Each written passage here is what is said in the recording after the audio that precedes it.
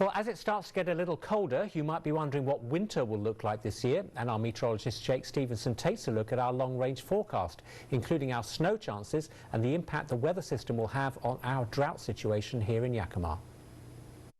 We are expecting a La Nina and through at least the early part of the winter, and generally La Nina brings wetter and cooler temperatures to the Pacific Northwest. So as Larry mentioned, we're entering into a La Nina, but what exactly does that mean? Well, here behind me we have the United States, but in order to tell this story, we have to head down into the Pacific and near the equator. Now, as you can see, this is the coast of South America here, and as we roll the graphic, you can see that typically around this time of year, we have winds that come out of the east and push wind towards Asia, and they push that ocean water towards Asia. But what can sometimes happen is these trade winds get stronger, and what they do is they push so much water towards Asia that cold ocean water from the deep Pacific Ocean can rise up to the surface, and this makes the water at the surface cooler than average. But what does that mean for us? Well, this phenomena is called La Nina, but it expresses itself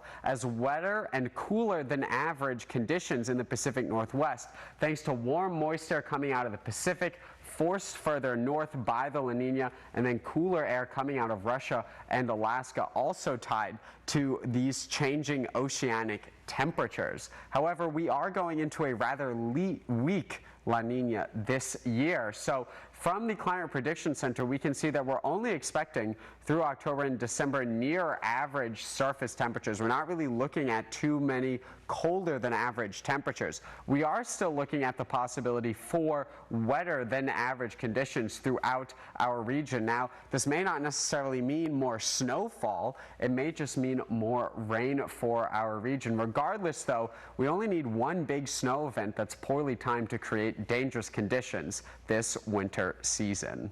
It's hard to say. It also, as we all know, it takes just one. All you need is one decent snow or one decent ice storm at the wrong time of the day. You know, it happens at 5 o'clock in the morning on a Tuesday, and everything's messed up. While we can't say for certain when a storm will hit, we do know that the chances for snow are higher than normal. So be sure to prepare sooner rather than later for the winter to come.